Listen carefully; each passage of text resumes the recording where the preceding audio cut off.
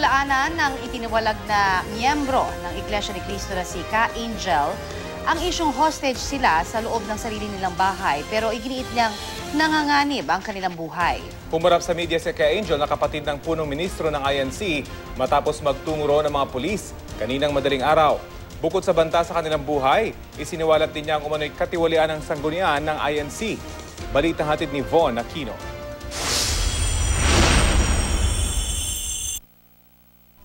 Pasado alas 12 ng hating gabi ng katuki ng mga pulis sa pangunguna ni QCPD District Director Chief Superintendent Joel Pagdilao ang tahanan ng mga manalo sa Tandangsora Avenue, Quezon City. Matapos ang makailang ulit na pagkatok, humarap sa kanila si Angel Manalo na lumabas sa isang video na kumalat kahapon dahil sa paghingi nila ng tulong dahil sa banta umano sa kanilang buhay. Hindi pinapasok sa loob ang mga pulis pero matapos ang ilang minutong pag-uusap, natiyak ng mga pulis na ligtas sila sa loob ng bahay. Positive tayo na talagang walang abduction, tahimik at malaya sila dyan sa loob. Tinanong natin kung ligtas sila dyan. Ligtas naman daw. Kung sinasaktan ba sila dyan, walang nananakit sa kanila. Kung malaya sila sa loob, malaya sila.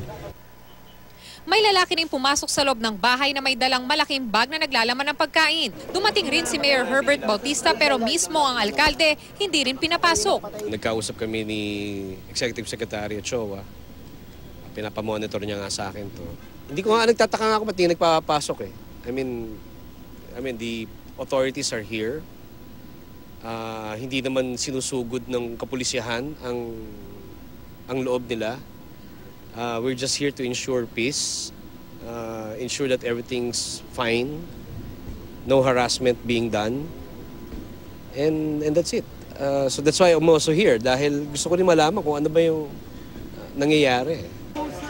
Pasado alauna ng madaling araw mismo si Ka Angel ang humarap sa media.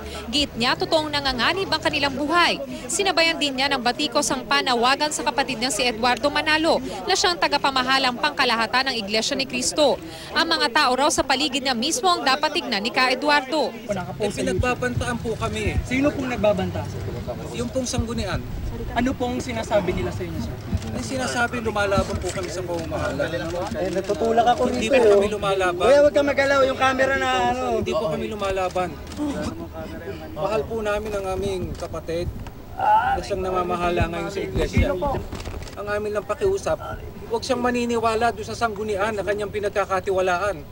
Sapagkat nauubos na ang abuli ng iglesia sa kung ano-anong mga proyekto na hindi naman kailangan.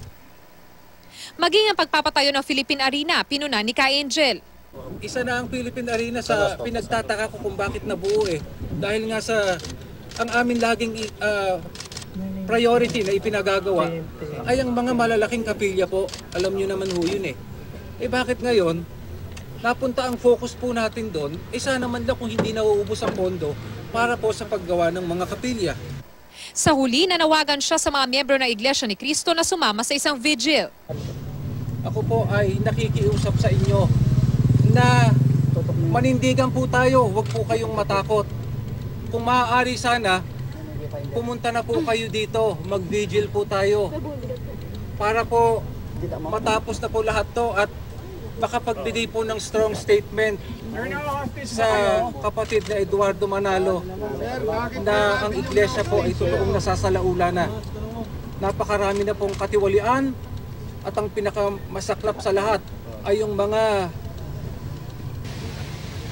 nawala po na mga ministro. Von Aquino, GMA News.